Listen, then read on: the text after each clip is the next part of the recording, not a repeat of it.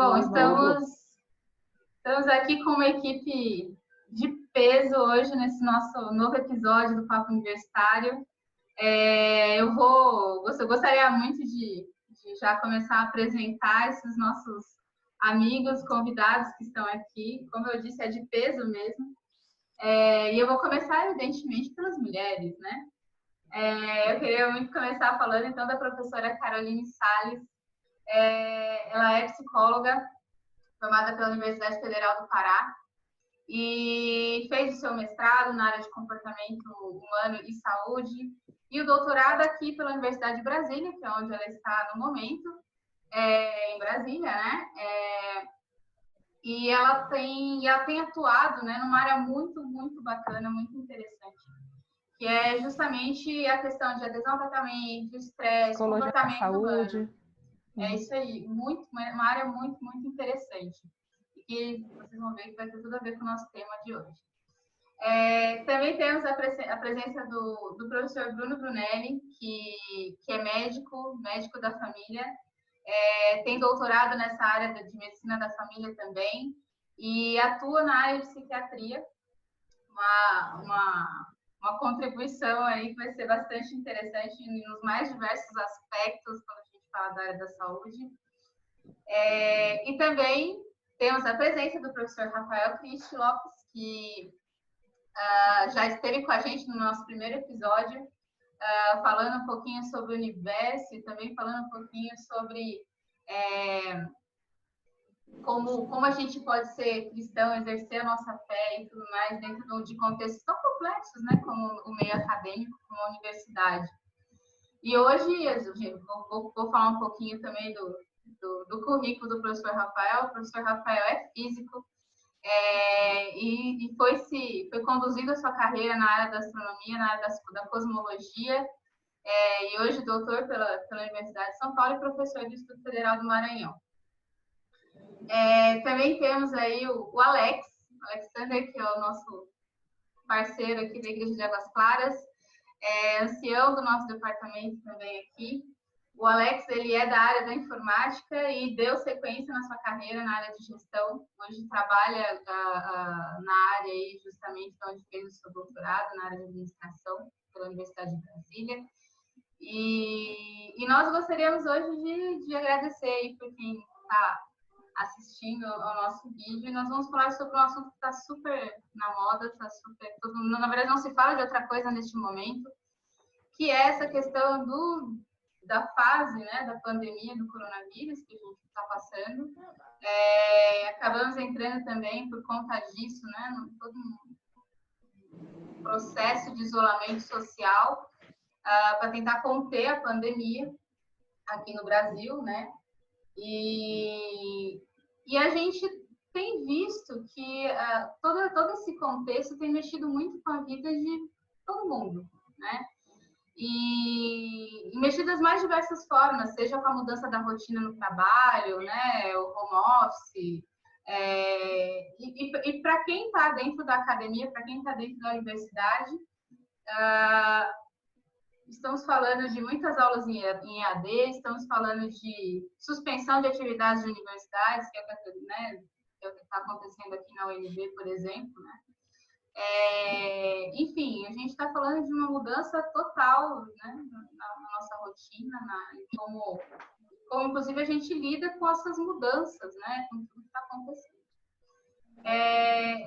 E nesse contexto aí, né, essa situação tão complicada de ficar dentro de casa, ao mesmo tempo ter que fazer suas atividades normais, ou então, de repente, mudar as suas atividades totalmente de acordo com o que você já vinha fazendo. A gente quer falar um pouquinho sobre como é que a gente pode, de repente, tentar manter uma rotina saudável, um estilo de vida bacana, para a gente poder passar por esse período de isolamento social e de tantas mudanças, e sair dessa fase, de repente, até melhor do que a gente entrou. Será que é possível a gente fazer isso? Eu acho que eu vou começar com as mulheres novamente. É possível fazer isso, Carol? Eu acho que sim, se a gente mudar a nossa configuração mental, né? Mas isso quer dizer o tipo o que a gente acredita sobre a nossa própria vida e sobre o mundo. se a gente colocar a perspectiva certa, eu acho que é possível sim, né? A gente, inclusive, aprender habilidades novas, a gente sair, às vezes, de uma zona de conforto, onde muitas vezes a rotina do dia a dia, a gente já estava acostumada com isso, mas para isso a gente tem que ter uma abertura e uma flexibilidade de tentar buscar oportunidades na adversidade, né? É claro que isso não é um processo imediato, e por falar imediato, talvez eu acho que o grande problema desse acontecimento foi que tudo foi muito inesperado, tudo foi muito novo e numa dimensão muito impactante, né? Então, de repente, a gente tinha uma rotina de vida, de relacionamentos, de lazer, e a gente teve que colocar tudo isso em suspenso. E agora que gradualmente a gente está entendendo esse cenário, reconfigurando o nosso cérebro, reconfigurando as nossas crenças. Então, agora acredito que a gente vai começar a entrar num nível mais de normalidade, mas acredito que seja possível sim, dependendo da nossa configuração, da nossa forma de ver o mundo, né? Se a gente realmente colocar o foco, mais uma vez, a perspectiva, e encontrar oportunidades nessa diversidade, eu acredito que a gente consiga sair até mais... com mais recursos, né, de resiliência a partir desse contexto. Bacana. É interessante pensar por essa perspectiva, né? Mas aí eu pergunto, professor Rafael, como é que a gente pode, então, imaginar essa mudança, então? Como é que, o que você acha, até que ponto isso pode realmente interferir no dia a dia do universitário hoje? O que você acha que os serviços universitários estão passando nesse período aí? Olha, Paula, é muito interessante porque, assim, eu gostei muito da colocação da Carol sobre a questão de uma redefinição de uma configuração mental, o mindset que nós temos. Nós precisamos estar preparados para isso. Eu vou dizer assim, porque eu vou dar um exemplo do que aconteceu comigo. Eu vim recentemente de um local que estava com uma grande proliferação do vírus. Então, eu já vim conversar. Aí, na viagem, eu conversei com a minha esposa e nós chegamos à conclusão de que não era bom que eu viesse para casa. Então, eu fui ficar isolado. Eu já fui para casa de um amigo que estava fechada e eu fiquei lá, na casa dele, por 3 semanas. E descobri, apareceram os sintomas, inclusive deu até positivo o exame que eu tinha Covid-19. Mas foram sintomas leves que apareceram, no meu caso, graças a Deus. Passei por todos os episódios, demorou uns 5 dias de sintomas, o resto passou. Mas aí eu achei muito interessante que muita gente me perguntava, e aí, como está sendo?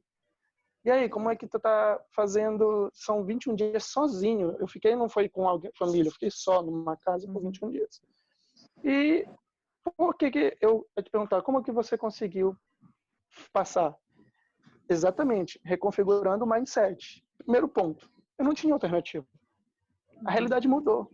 Não era, a gente tem que entender que a realidade mudou. E agora eu tenho que encarar isso.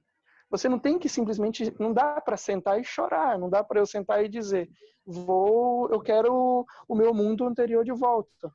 Não dá. Eu tive que encará-lo. Deixa eu até fazer um parênteses aí, Rafael. Até dá para a gente ter esses momentos, mas a gente entender que esses momentos eles são momentos de alívio, né?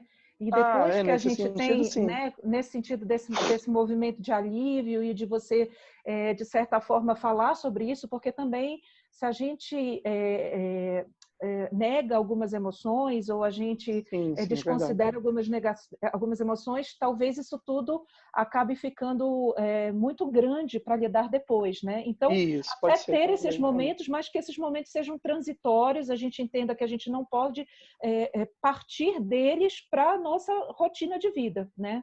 Desculpa te atrapalhar, foi só uma, não, sem problema. Contribuição de psicóloga.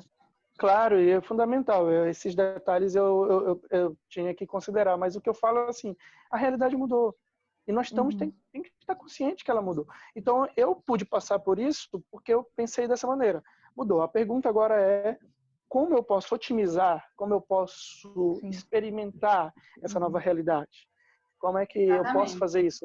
Sendo, no caso, o público nosso desse debate, dessa conversa, que é um público acadêmico, público universitário.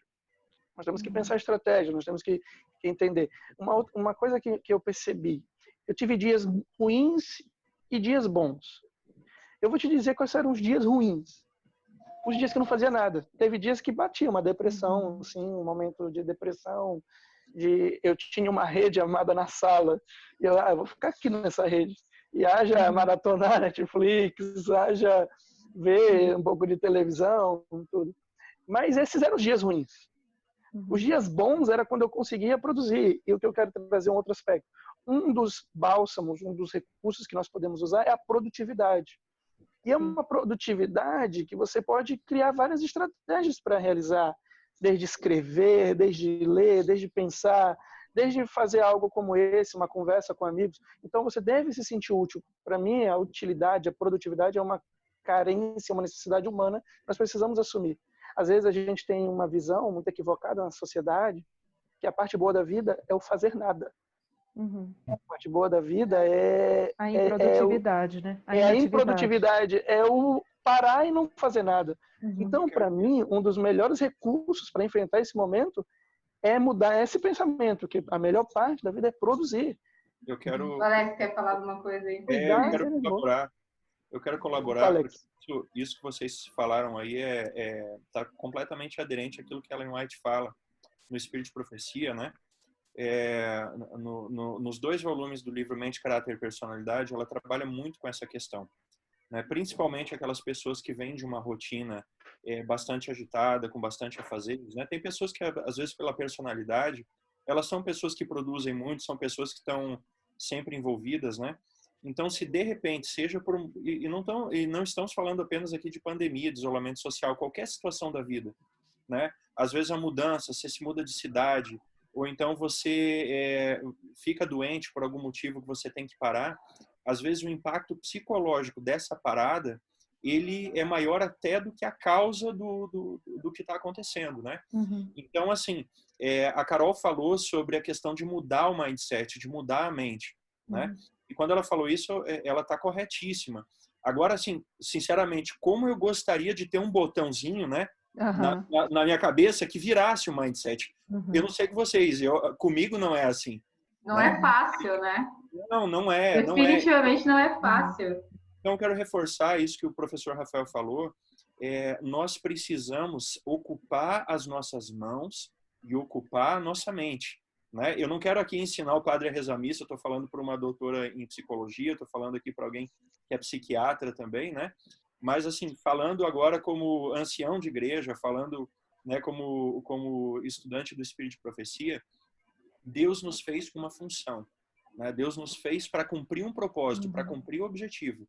Quanto mais esse objetivo estiver claro na minha mente, quanto mais eu conseguir trazer ele para a minha prática do dia a dia, tanto mais eu vou conseguir lidar com essas situações, sabendo, né, qual é o meu lugar, qual é o meu papel nessa história terrestre e qual é a minha função nessa grande obra que nós estamos trabalhando, né, e esse momento, né, que nós estamos vivendo.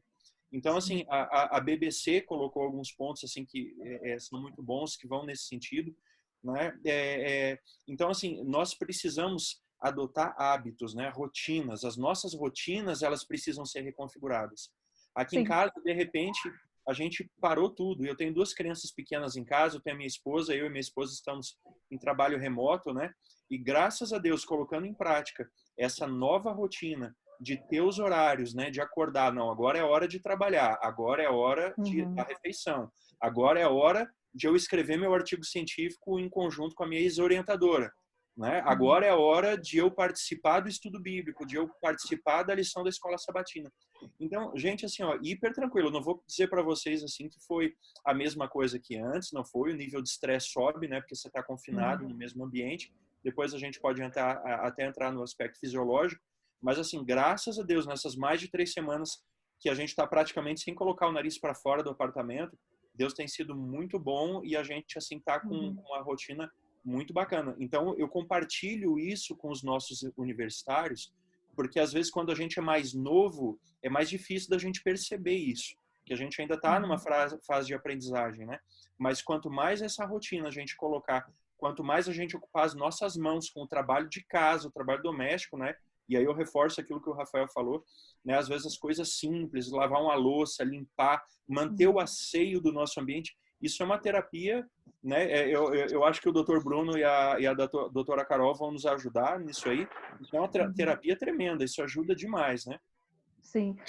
Quando eu falei nessa questão de mudar a configuração, assim, o Alex falou nessa questão do poder do hábito, né, da rotina, e é isso, né, porque o que eu quis dizer é que quando o nosso cérebro, quando a gente mesmo fica preso, né, a esse padrão que foca no estresse, que foca na inatividade, na negatividade, a gente se condiciona ao fracasso. E aí, nesse caso, a gente se condiciona a sentimentos negativos, de ansiedade, de medo.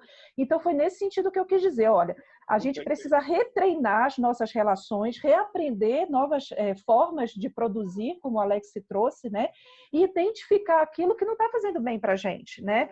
Então, se, por exemplo, ter muito tempo disponível, que foi isso que o professor Rafael falou, olha, eu tenho muito tempo disponível agora e não estou sabendo aproveitar bem. Então, é claro que isso não vai vir de forma automática, mas, de certa forma, se a gente ficar preso, né, nesse padrão de que vocês falaram muito bem, olha, eu queria meu mundo de volta, queria poder sair de casa para poder estudar, para poder trabalhar, a gente não se adapta. E eu acho que a palavra que agora a gente tem que realmente buscar é adaptação. A gente precisa se adaptar para que a gente exerça essa mesma função que o Alex trouxe, né?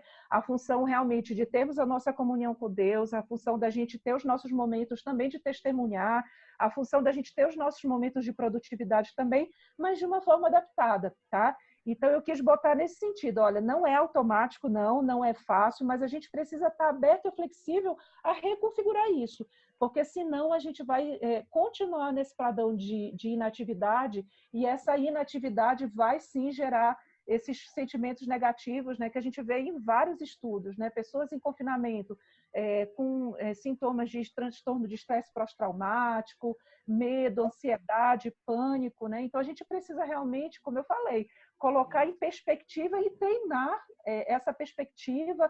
E isso eu falo de uma forma muito consciente. A gente pode fazer isso de uma forma consciente, né?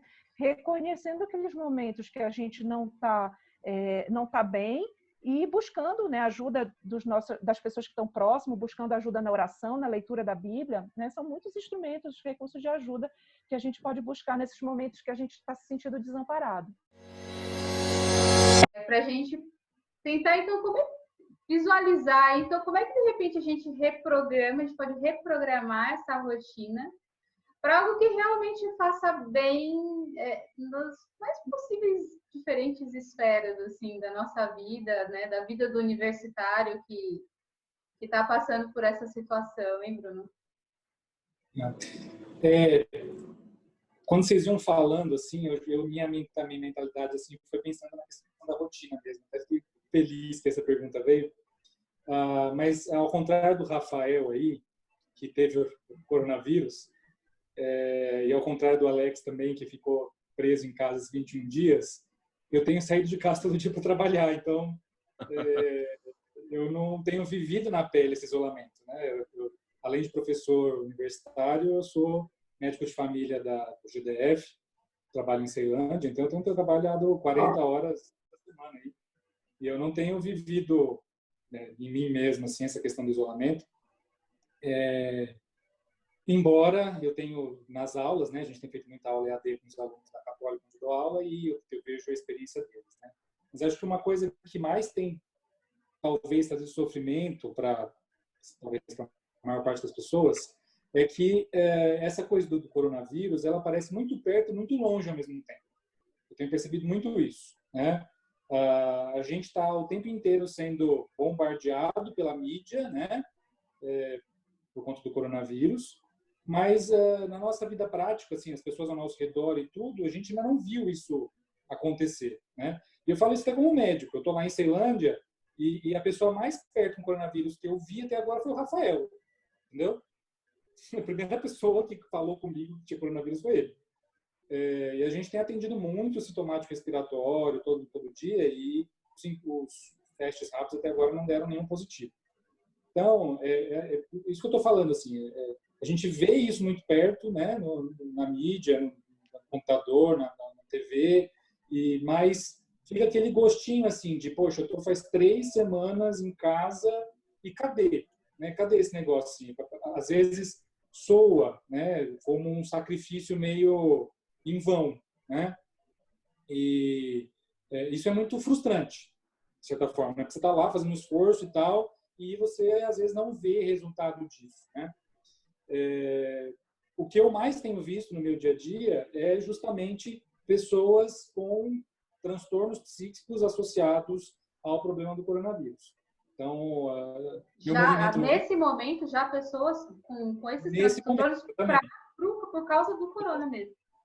90% do meu movimento lá no ambulatório de medicina de família, lá, né, em Ceilândia, é de gente com crise de ansiedade, com depressão descompensada, transtorno bipolar descompensado. Então, é isso que eu tenho visto mais. Eu sou pós-graduado em psiquiatria, mas meu ambulatório não é de psiquiatria, né? É bem claro isso. Eu atendo tudo, né? Então, 90% do meu movimento hoje é disso. Então, é muito isso, né? É muito, exatamente, é muito. Então, a estratégia que eu tenho, né, na assistência, eu acho que talvez seja isso que eu mais consigo contribuir com essa discussão nesse momento, é de tentar colocar na mente das pessoas um certo sentido de proporção, né? Independente da posição política de você que estiver assistindo aí, é muito claro que a mídia ela tem um interesse de tornar as coisas mais sensacionalistas para conseguir vender mais conteúdo, né? Se você não tiver medo, você não clica, você não assiste, você não faz as coisas, né? E aí eu vou dar um exemplo clássico do que eu tenho visto muito na mídia, assim. A gente sabe que o coronavírus ele tem uma mortalidade em paciente jovem baixa, né?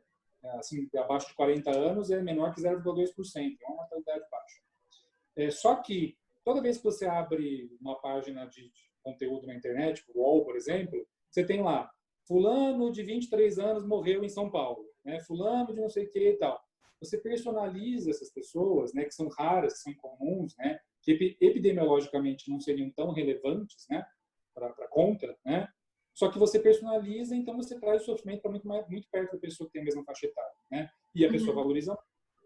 Então a conversa que eu geralmente tenho com esses pacientes é, olha, a epidemia é muito séria, a gente nunca realmente teve um vírus que matasse tanta gente, a gente está olhando aí, tem muita gente morrendo, a gente realmente precisa fazer isolamento, a gente realmente precisa passar álcool gel, lavar a mão, ter muito cuidado, a gente precisa fazer tudo isso, mas a gente tem que colocar as coisas na proporção certa, né? Essa mortalidade que a gente vê na mídia, ela é sobrevalorizada. Por quê? Porque você não tem uma noção de quantas pessoas estão pegando esse vírus e estão assintomáticas na comunidade. Você não tem. Então, na hora que você faz a conta e divide o número de mortos por população infectada, a mortalidade está extremamente sobrevalorizada, né? O N embaixo do denominador, ele é muito maior, porque tem muito mais gente pegando coronavírus e não tem impactos graves, né? Então, a proporção está exagerada e isso assusta as pessoas e isso faz com que as pessoas fiquem ali vidradas o tempo inteiro no WhatsApp. Então, e aí você acha que, além dessa pressão da informação, que realmente a gente está sendo bombardeado por todos os lados, né? É a televisão, é o WhatsApp, é o Facebook, é o Instagram, enfim. Além disso, se você somar com a situação do próprio isolamento, então, na verdade, a gente tem uma bomba relógio. Né? Isso, exatamente. Então, o que eu venho já para a resposta da pergunta, da questão da rotina, é que eu acho que as pessoas elas estão hoje, trazem isso, né, da rotina antiga delas, mas traz isso piorado para essa rotina atual, que é essa dependência de gadgets, né? Então, antes da epidemia, as pessoas já estavam muito ligadas em WhatsApp, Facebook, tudo, né? Já estavam hipervigilantes, né? Já era um comportamento, uma rotina que estava sendo estabelecida, né? E as pessoas simplesmente mantiveram isso e estimularam mais, né? Então, as pessoas estão muito ligadas no WhatsApp, muito ligadas no Facebook. E aí uma coisa que eu tenho falado desde o começo essa é a primeira epidemia que a gente tem em tempos de rede social. A gente não teve. Tá? Se você for pegar, até mando depois no estudo aí para vocês olharem, você comparar o número de citações da Covid-19 com o número de citações do HN1 em rede social, a Covid-19 é 2 bilhões de citações, enquanto o HN1 é 500 mil, sei lá, 1 milhão. Por quê? Porque não era daquela época, né? Então é uma coisa muito nova. Então, a gente tem muita dificuldade de lidar com essa realidade nova das redes sociais, e eu acho que a epidemia pegou a gente nesse momento em que a gente está aprendendo a lidar com isso de uma maneira muito negativa, né? Então, de novo, a gente tem que ter medo, a gente tem que se cuidar, a gente tem que fazer tudo, só que a gente tem que colocar isso nas devidas proporções. Até universitários, estamos falando de universitários, né? A gente tem que olhar as contas, a gente tem que entender cientificamente o que está acontecendo e não se deixar levar pelos ventos midiáticos, políticos e tudo mais que está acontecendo, né? E aí, Rafael quer falar. Desculpa, Bruno. Não, continua, Bruno. Não, eu só que me veio uma coisa em mente agora sobre a questão do universitário nesse contexto, porque mais do que nunca nós estamos num momento em que nossos olhos são os olhos da internet, são os olhos da televisão, da mídia. Até então, nós estávamos reféns? Já estávamos, mas a comunicação interpessoal, ela era também uma fonte de informação muito direta. Nós tínhamos o contato, a reflexão de contato social. Esse contato social foi diminuído, então agora nossas fontes de informações, elas são a internet. E o que isso tem a nos ensinar agora? Você tocou num ponto que me fez pensar, a questão do universitário. O olhar universitário, o olhar acadêmico para isso, tem que ser um olhar crítico. Tem que ser um olhar, eu vou dizer frio, mas frio é uma coisa artificial que não existe olhar frio. A Carolina, que talvez pensa isso, você é um ser humano, você vai olhar, vai ter um medo, vai ter uma ansiedade, vai ter uma angústia, mas você tem que olhar de maneira fria, você tem que olhar de maneira racional para a coisa, porque é esse olhar frio e racional que vai te ajudar, primeiro, a filtrar quais são as informações que são relevantes e quais as que não são. Filtrar o sensacionalismo que a mídia vai fazer. Claro, eles vão vender agora, eles estão numa época em que eles estão querendo vender produto e tem um monte de pessoas alucinadas, ansiosas, querendo consumir esse produto.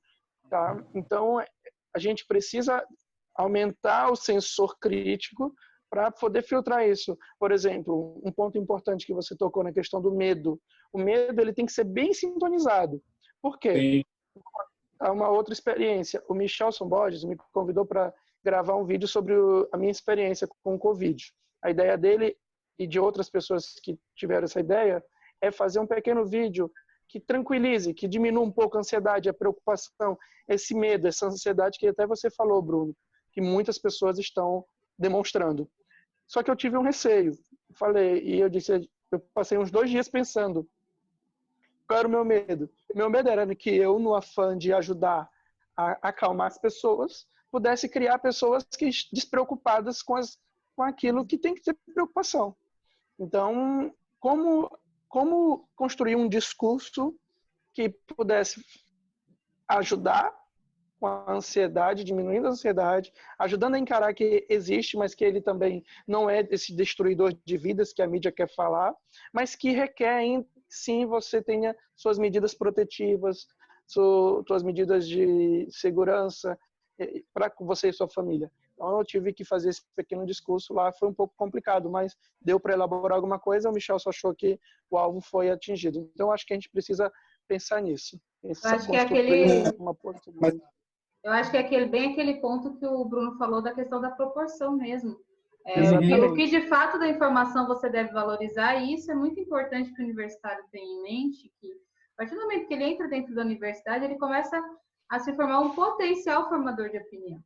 Sim, então, peneirar, filtrar bem aquilo que ele está ouvindo, aquilo que ele está tendo contato, é fundamental. Porque muitas pessoas vão ouvi-lo, né, com mais atenção. Antes da Carolina, desculpa, Carol, só para eu terminar, o que eu acho que a gente tem que fazer é ser sensato. Porque na mídia a gente tem tanto o para mais para lá, quanto o mais para cá, né? E não tem um meio termo, assim, a gente sentar, pensar cientificamente, falar, gente, tá bom, a gente tem que ter medo, tá certo? Um pouco de medo na proporção certa vai ajudar a gente a se proteger, a se cuidar, a cuidar dos nossos queridos, da nossa família, né? Mas esse medo não pode ficar numa proporção que paralise, que assuste, que seja patológico, né? Então, acho que uma das medidas para isso acontecer é a gente diminuir o tempo de exposição a essa mídia, né?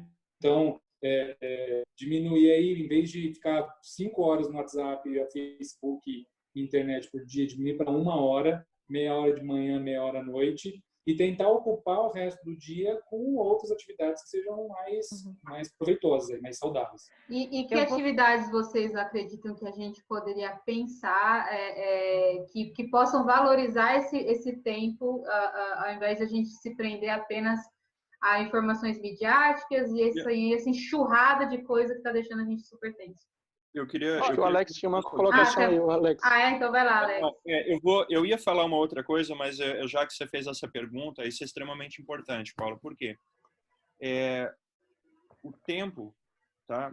Poucas pessoas pensam nisso, mas o tempo é um ativo que foi dado a cada um de nós de maneira igual, certo? Você, eu, o Bill Gates, o Donald Trump, né? Quem você imaginar tem as mesmas 24 horas no dia. Né? Esse é um ativo que todo mundo tem a mesma riqueza. Ninguém é mais rico do que ninguém nesse aspecto. Então, o seu sucesso na sua vida, mesmo na vida espiritual, vai depender do bom uso que você faz com o seu tempo. Né? Enquanto muitas pessoas aí estão aproveitando, né, ou estão se iludindo, como a gente comentava antes, de que esse tempo assim é para fazer maratona de série no fim de semana e tal. Gente, isso além de estar fazendo mal, isso está consumindo o seu recurso, a sua atividade. Então, assim, a realidade de cada pessoa é diferente. Vai depender da sua fase da vida, vai depender dos seus objetivos, das suas perspectivas, da sua realidade pessoal, dos recursos que você tem à sua disposição, né? Mas algo que é imprescindível para a gente, como a gente ocupar esse tempo, né? Como o Dr. Bruno colocou muito bem, limitar, e eu até estava com um artigo aqui da BBC, fantástico, da BBC em inglês, né? De você tem que botar um limite no seu consumo de mídia social. Isso é um grande ladrão de tempo e de energia emocional, de energia mental também, né? Eu não vou entrar nesse assunto porque nós temos profissionais aqui que vão falar melhor, né? Mas, assim, agora falando como administrador, né? Falando do ponto de vista empresarial, corporativo, busque esses momentos para você cuidar da sua saúde física, da sua saúde mental e da sua saúde espiritual. Nós temos, no mínimo, essas 3 dimensões, né? Então, nós precisamos trabalhar isso de forma equilibrada. É como uma mesa, né? Uma mesa tem 4 peças. Você pergunta qual que é mais importante. Se você cortar uma, a mesa cai. Né? Então, nós precisamos dessas 3 dimensões juntas. Né? Então, escolha bem. Nós temos cursos excelentes para se fazer online. Né? Nós temos cursos que eram pagos e passaram a ser gratuitos. Né? Mas, assim, nós precisamos separar o joio do trigo. Tem muita porcaria também. Estava conversando com a minha esposa aqui. Ela foi fazer um curso, né, numa área de artesanato que ela gosta para relaxar um pouco, e na realidade era uma fria, era só para fazer um marketing, o conteúdo tinha muito pouco. Então, assim, nós precisamos mais do que nunca de sabedoria, de discernimento para escolher as melhores opções para a gente. Atividade física, você está preso dentro de casa? Gente, eu baixei um aplicativo no meu celular, todo dia, 6 dias por semana, menos no sábado, 6 dias, nós estamos fazendo exercício físico intenso, 30, 40 minutos, de eu ter que sair correndo, direto para o chuveiro frio, ensopado de suor, sabe? Então, não é pelo fato de que a gente está dentro de casa que isso vai servir agora de cabide, de desculpa para eu pendurar a minha preguiça, para eu pendurar a minha inatividade, né? Vai depender de disciplina, como a doutora Carol falou muito bem, nós precisamos, né, reprogramar o nosso cérebro, reprogramar a nossa rotina. Mas assim, 3, 4 dias, 2 semanas que você está fazendo isso, você já incorpora aquilo. Aquilo já passa a ser parte de você. Né? Então, assim, a gente precisa pedir sabedoria para Deus, joelho no chão, dizer, Senhor, olha, o meu coração quer sentar lá e assistir a série game não sei do que, né? Mas eu sei que isso não é o melhor para mim. Então, Senhor, me ajuda a ter uma coisa que vai distrair a minha mente, que vai me fazer relaxar, feliz, né? Mas que seja ao mesmo tempo saudável, que vai construir a minha mente, vai construir o meu físico, né? E Deus vai mostrar para você, eu não tenho a menor dúvida disso. Deus vai te dar sabedoria. Isso é bacana. Na verdade, é interessante quando a gente observa que a gente se preocupa muito com essa parte psicológica, mas também se a gente for parar para pensar, se a parte física também não estiver andando ok, a parte psicológica vai para o buraco do mesmo jeito. É o hardware que complica o funcionamento do software. Não tem software que funciona bem num hardware prejudicado, né? Estragado. Exatamente. Pois é, E a minha preocupação é exatamente essa, para que a gente não entre num ciclo vicioso da inatividade gerar, por exemplo, a depressão, e a depressão gerar ansiedade, e a ansiedade gerar mais inatividade, mais passividade. De alguma forma, a gente tem que ter uma interrupção nesse ciclo vicioso, e a gente até costuma dizer criar um ciclo virtuoso, né? É claro que para isso a gente tem que ter, de certa forma, uma programação, a gente tem que ter uma reflexão e uma adaptação, como eu falei. Tem uma questão que eu queria colocar aqui, que talvez seja uma dificuldade da gente, enquanto ser humano, de lidar com o imprevisível, né? Eu acho que a gente tem uma dificuldade de entender que tem certas coisas que não estão no nosso controle, inclusive muitas doenças psiquiátricas, se vocês for ver como algumas doenças como o TOC, como a própria síndrome do pânico, tem a ver com isso, né? Existem algumas questões que não estão na nossa possibilidade de administração, como, por exemplo, sair de casa. Eu vou ou eu não vou pegar o vírus, né? É um medo acentuado ou eu posso, de certa forma, minimizar um pouco esse medo, né? Então, eu acho que é uma ferramenta psicológica que a gente também tem que treinar, né? Ou pensar nisso. Como é que eu lido com esse imprevisível, né? Como é que eu lido com essa ausência de controle? Porque isso leva realmente muitas pessoas a problemas psiquiátricos graves, né? Uma parte do nosso comportamento, uma parte do que a gente faz está sob controle, né? Uma outra parte, que é essa vida em sociedade, que, enfim, essa pandemia pode não estar, né? Então, acho que como lidar também com esses fatores mais imponderáveis, mais que não estão, talvez, ali no nosso dia a dia, a gente precisa aprender a entregar mais, né? E a confiar mesmo que a gente tem um propósito, que a gente está dentro de um plano de ação, né? Vamos pensar, será que se a gente tivesse com nossa vida, né, o nosso dia a dia, a gente não ia continuar com o nosso plano, com o nosso propósito? Será que o nosso propósito se perde? Será que Deus não continua tendo um plano para a nossa vida, mesmo diante de um cenário tão restritivo? Né? Então, a gente não pode perder isso de vista, né? A gente tem realmente um propósito, a gente tem coisas que a gente vai continuar administrando na nossa vida e que a gente tem que buscar esses recursos, como o Alex falou, é o controle do que eu acesso, é o uso do tempo, eu me programar, né? Talvez, pessoal, seja isso que esteja faltando, você separar um tempo, de repente, para pensar nessa nova rotina. Você já começou por aí? Né? Às vezes começa de uma ação tão simples, né? De organização, que às vezes a gente... será que você está esperando que outra pessoa faça por você? Né? Porque, de certa forma, quando você sai para o trabalho, sai para a faculdade, outras pessoas administram algumas coisas por você. Né? Agora não. Agora você é o responsável mesmo por administrar o seu tempo, o seu lazer, o seu entretenimento. Né? Eu acho que pode ser, mais uma vez, voltando àquilo que eu falei assim, no começo do bloco, a gente pode aproveitar esse momento de adversidade para desenvolver, quem sabe, aquelas ferramentas de proteção que a gente, olha, está negligenciando há um certo tempo e que ainda não tinha se dado conta que era preciso começar. Muito que bom. Ferramentas vocês acham que então, nessa pegada que a Carol colocou, né? Que ferramentas vocês acreditam que a gente pode encaixar como forma de proteção mesmo, nosso, individual, né, perante tudo isso? Olha, eu estava pensando... Opa, fala, Paulo. Pode ir, Bruno. Pode, tá bom. O desconhecido, ele é a personificação do caos, né? Então, por isso que a gente tem tanto medo do desconhecido, do que vai acontecer, da gente não ter controle, do imprevisível, como a Carolina Salles falou. Mas a rotina, ela representa a ordem, né? E a gente gosta de ordem. A gente gosta de saber como é que nossa vida vai ser e tal, né? Sim. Eu acho que uma estratégia, uma ferramenta interessante é a gente montar uma agenda, né? Sim. Então, você ir lá e falar, olha, o que eu vou fazer no meu dia? Às 9 horas eu vou fazer tal coisa, às 10 horas eu vou fazer outra coisa, ao meio-dia eu vou almoçar, né? E tentar seguir essa rotina, porque essa rotina, ela traz essa noção de normalidade, de ordem, né? Que a gente tanto precisa. Então, eu vou até fazer um complemento, Bruno. Tem uma técnica, para quem é da psicologia, chamada ativação comportamental.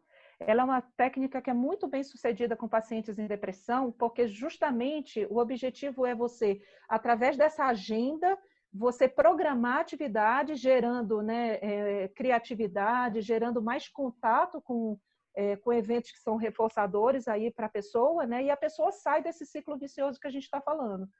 Tá? Então, é só uma técnica ali para deixar... Eu queria só complementar também. Pode falar. Perdão, pode continuar, Bruno, perdão, eu interrompi. No fundo, as pessoas elas têm um monte de coisa que elas morrem de vontade de fazer e na rotina puxada, né, da vida normal, elas ficavam adiando, né?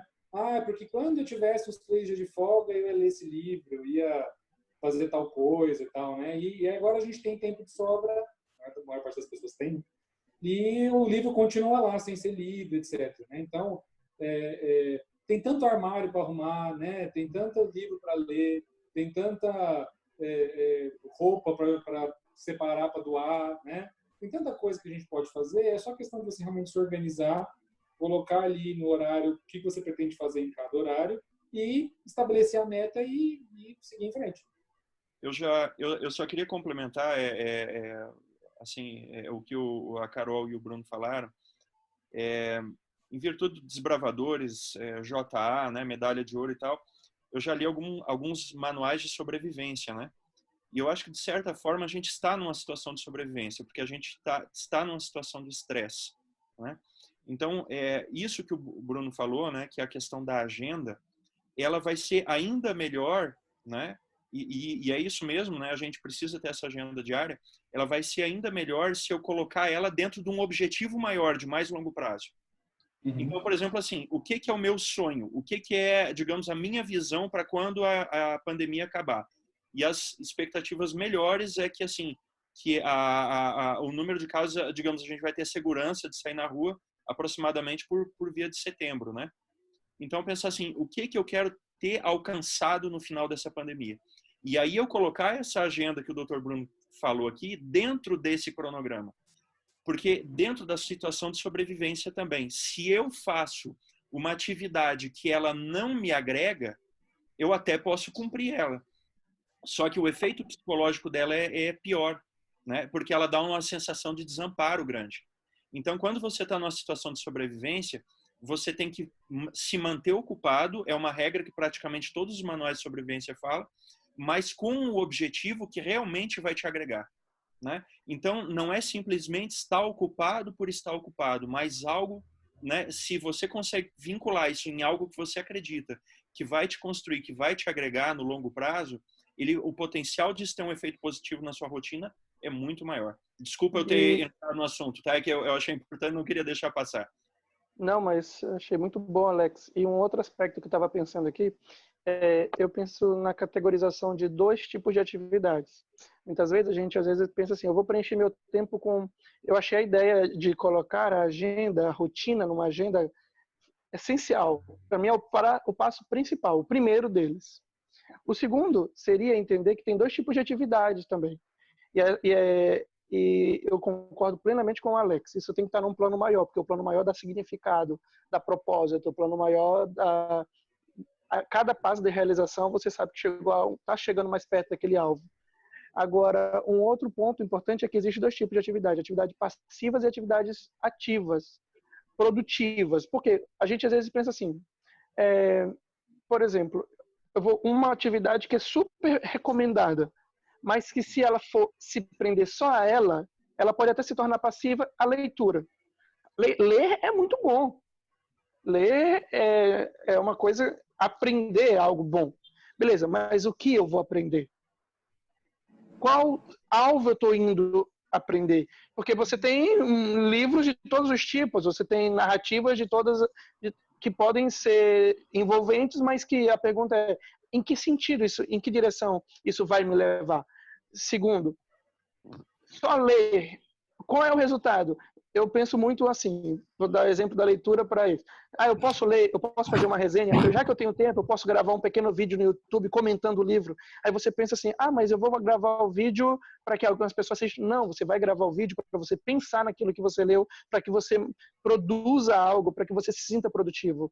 Então, é muito importante que a gente preencha essa agenda com atividades produtivas, não só passivas, mas ativas, onde você seja aquele que escrever, fazer uma resenha, escrever uma reflexão, onde você seja um agente produtor.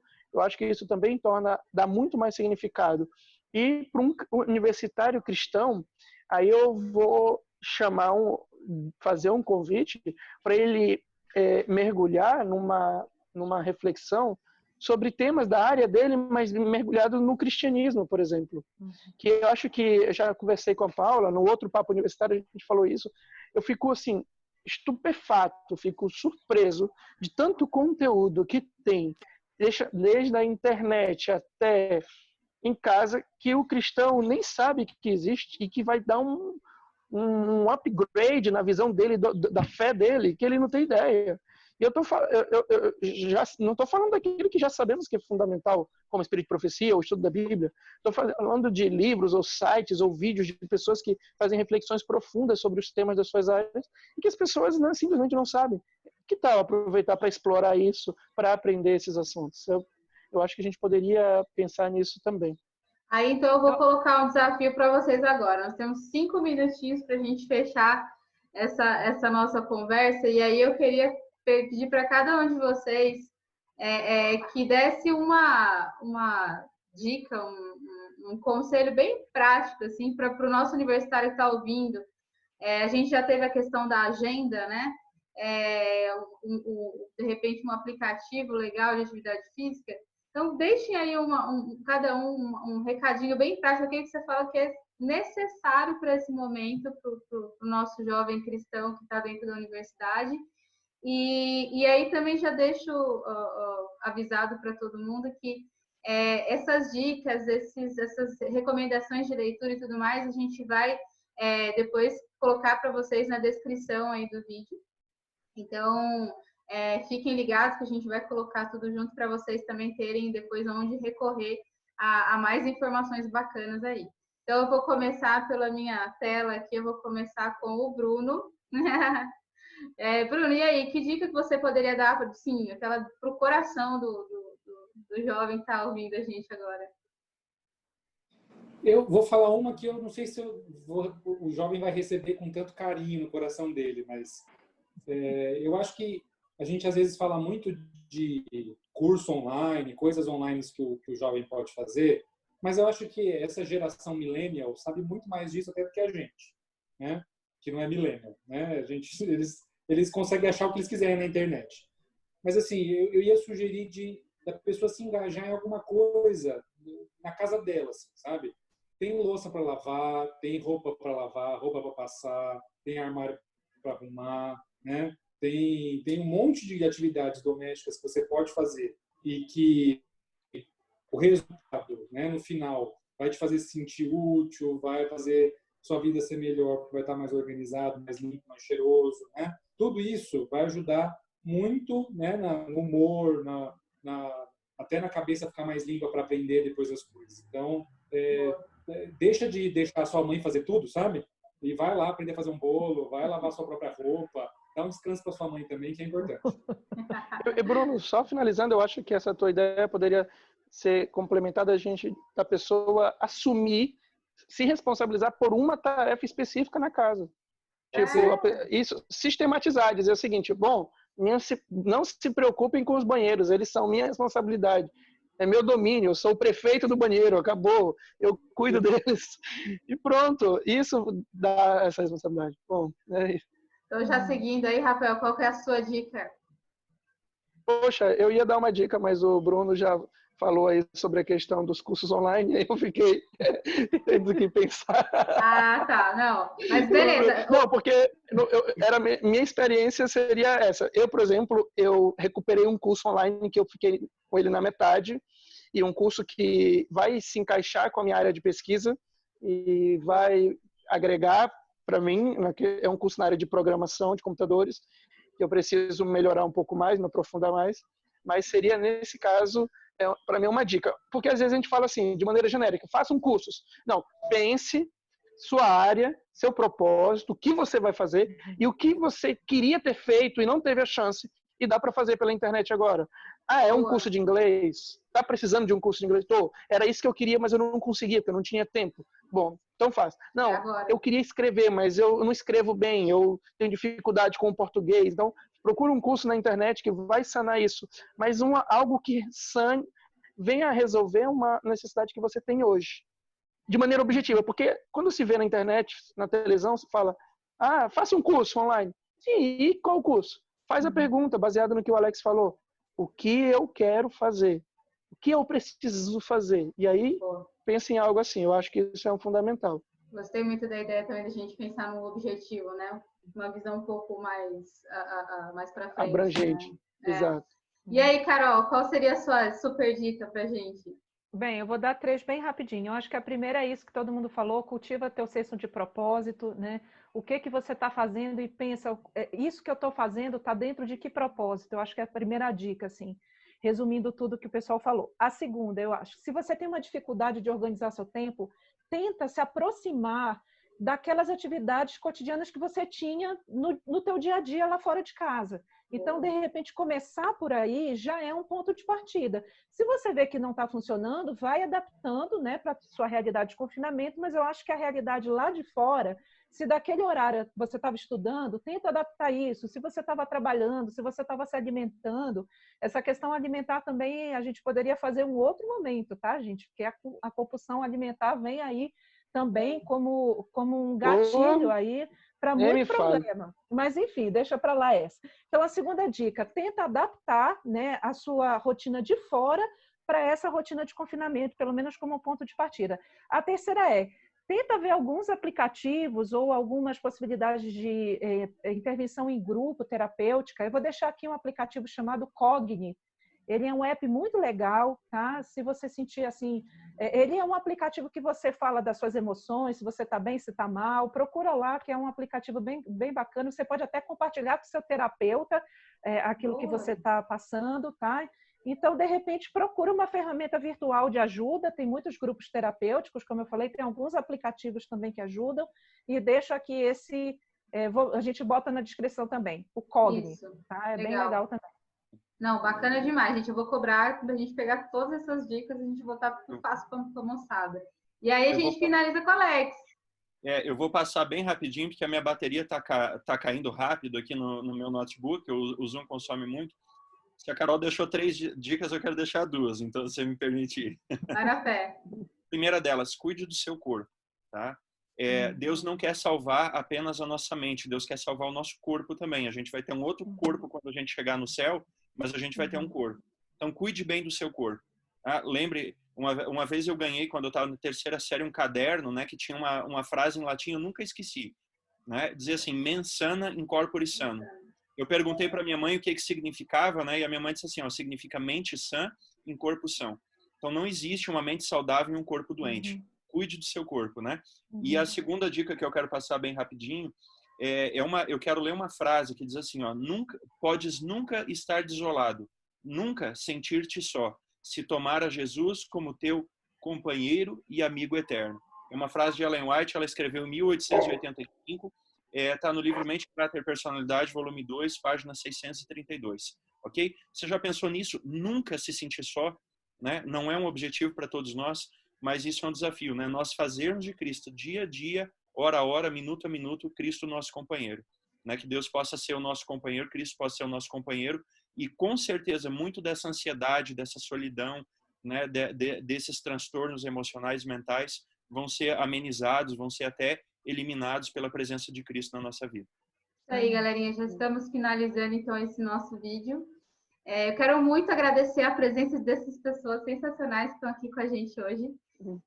Espero que vocês realmente tenham curtido. Deixe o seu like pra gente. Se curtiu também, compartilhe o nosso vídeo. E a gente realmente já espera vocês com uma próxima oportunidade. Quem sabe com esses nossos amigos aqui, a gente também trazendo outras temáticas que façam parte do seu cotidiano e que você consiga utilizar, colocar realmente na sua vida e que, de repente, você possa te fazer muito bem, tá? Nessa rotina doida que é essa vida universitária que a gente leva. Tá certo, galerinha? Muito obrigada, pessoal. Obrigada para quem está assistindo. Obrigado aí, gente. Valeu, foi bom demais, viu? Beijo para todo mundo, galerinha. Tchau, tchau. Tchau, tchau.